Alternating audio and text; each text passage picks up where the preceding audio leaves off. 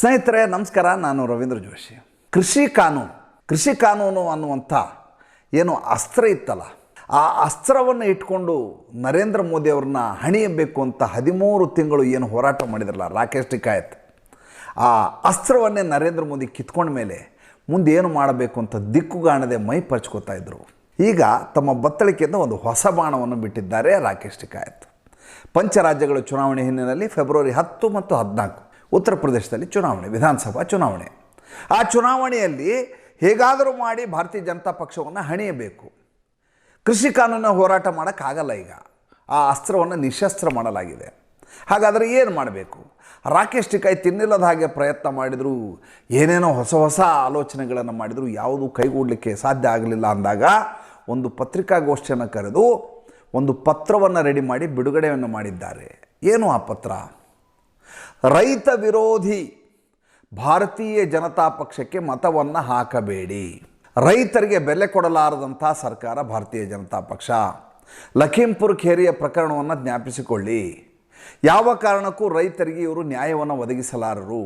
ಇಂಥ ಪಕ್ಷವನ್ನು ಸೋಲಿಸುವ ಮೂಲಕ ರೈತರು ದಿಟ್ಟತನವನ್ನು ಮೆರೆಯಬೇಕು. ಈ ರೀತಿಯಾಗಿ 1.5 ಪುಟದ ಪತ್ರವನ್ನು SKM ಹೆಸರಿನಲ್ಲಿ ಬಿಡುಗಡೆ ಮಾಡಿದ್ದಾರೆ ರಾಕೇಶ್ ಟಿಕಾಯತ್. SKM ಅಂದರೆ ಸಂಯುಕ್ತ ಕಿಸಾನ್ ಮೋರ್ಚಾ.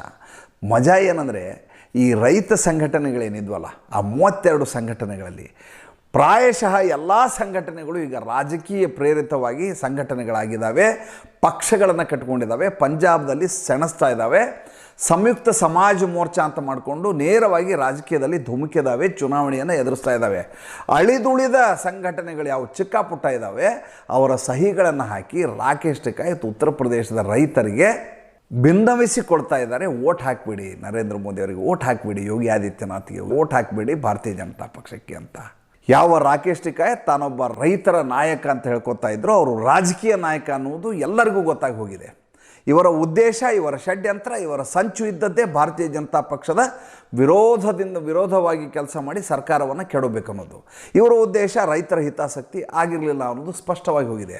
ಯಾವ ರೈತ ಕಾನೂನಿನ ಬಗ್ಗೆ ರೈತರಿಗೆ ಬಹಳಷ್ಟು ಜನರಿಗೆ ಅದರ ಬಗ್ಗೆ ಅಸಮಾಧಾನ ಇರಲಿಲ್ಲ, ಅಲ್ಲಿದ್ದಂಥ ದಲ್ಲಾಳಿಗಳಿಗೇನು ಅಸಮಾಧಾನ ಇತ್ತು, ಅಂಥ ಕೃಷಿ ಕಾನೂನನ್ನು ವಿಡ್ರಾ ಮಾಡ್ಕೊಂಡ್ಮೇಲೆ, ಹಿಂಪಡೆದ ಮೇಲೆ, ಅವರ ಹತ್ರ ಯಾವುದೇ ಆದಂಥ ಅಜೆಂಡಾನೇ ಇರಲಾರ್ದಂಥ ಸಂದರ್ಭದಲ್ಲಿ ಇಂಥದ್ದೊಂದು ಹೇಳಿಕೆಯನ್ನು ಕೊಡುವ ಮೂಲಕ ತನ್ನ ರಾಜಕೀಯ ಬೆಳೆ ಬೇಯಿಸ್ಕೊಳ್ಳೋಕ್ಕೆ ರಾಕೇಶ್ ಟಿಕಾಯತ್ ಪ್ರಯತ್ನ ಮಾಡ್ತಾ ಇದ್ದಾರೆ.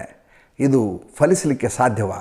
ಉತ್ತರ ಪ್ರದೇಶದ ಚುನಾವಣೆಯ ಫಲಿತಾಂಶ ಇದಕ್ಕೆ ಉತ್ತರವನ್ನು ಕೊಡಲಿದೆ. ನಮಸ್ಕಾರ. ನಮ್ಮ ಈ ಸಂಚಿಕೆ ಇಷ್ಟ ಆಗಿದ್ದರೆ ಲೈಕ್ ಮಾಡಿ, ಫಾಲೋ ಮಾಡಿ, ಶೇರ್ ಮಾಡಿ. ನಮ್ಮ ಮುಕ್ತ ಪತ್ರಿಕೋದ್ಯಮಕ್ಕೆ ಬೆನ್ನೆಲುಬಾಗ ಬಯಸುವವರು ನಮ್ಮ ಗೂಗಲ್ ಪೇ, ಫೋನ್ಪೇಗಳನ್ನು ಬಳಸ್ಕೊಳ್ಬೋದು. ನಮಸ್ಕಾರ.